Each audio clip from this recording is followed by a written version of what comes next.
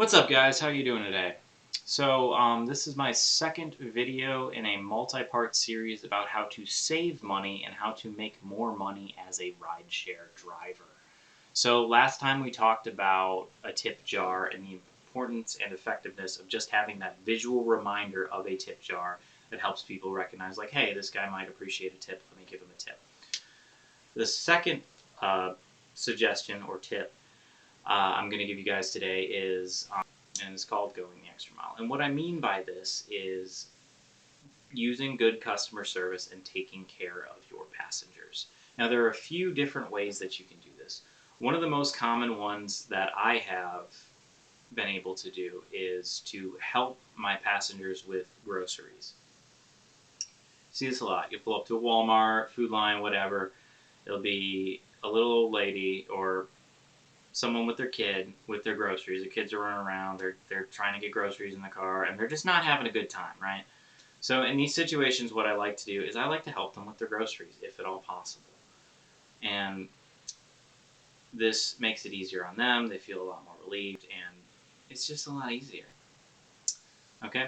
The second tip I want to give is to comply with reasonable requests that your riders may have. Now, when I say reasonable, I don't mean, hey, take me across to the other side of town off the fare so I can do this and spend 30 minutes in a grocery store or whatever. I don't mean that, because at some point we have to draw the line, we have to make boundaries, or we're going to get taken advantage of as drivers. Because some people, unfortunately, they'll push you as far as you're willing to go.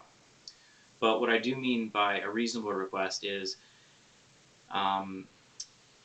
hey, I need to stop in this gas station right here. I need to grab a pack of smokes and a drink or something like that. And usually when someone asks me that, I'll be like, yeah, sure, no problem.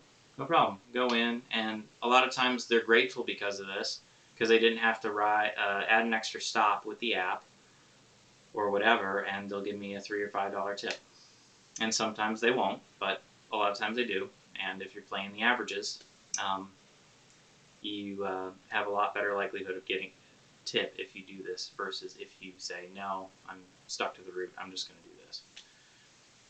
All right, so the next thing is to provide something in your vehicle, something other than the ride that is the typical service. So what I do is I get a case of water and I put it in my car.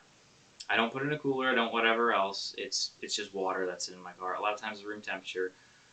It's something, right? So I put this in the car, and when the passenger gets in, I ask them, hey, would you like a water? And a lot of times, especially where I live, because it's really hot, they're really grateful. They're like, oh, thank you so much for this water. I've been walking, and it's like 100 degrees outside, so thank you.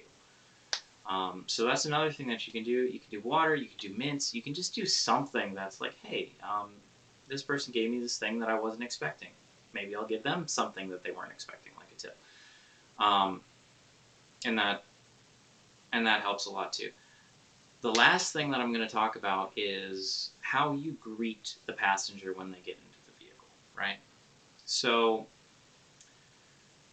one of the best things that you can do is just say their name. All the time,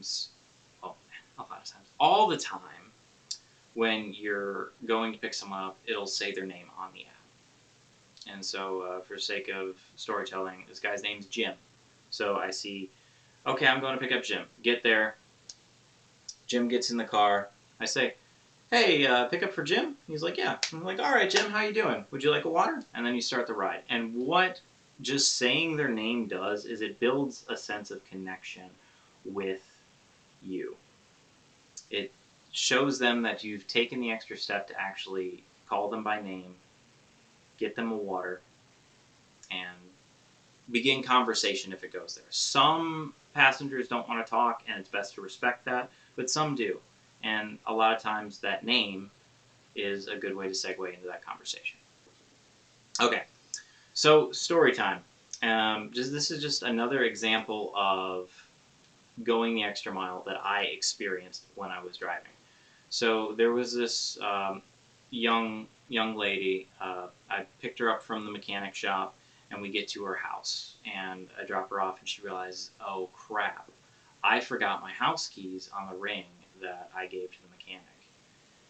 Would you mind waiting while I see if I can either, get through the window, find a spare key, see if the door is unlocked or whatever, and see if I can get in the house. If not, would you mind taking me back?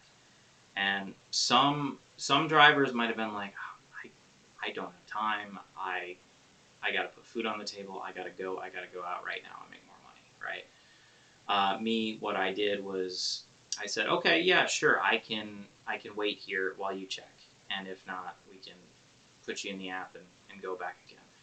And she was fortunately able to get in, and she comes out the front door, and she's like, oh, thank you so much for waiting, and she gives me a $10 tip.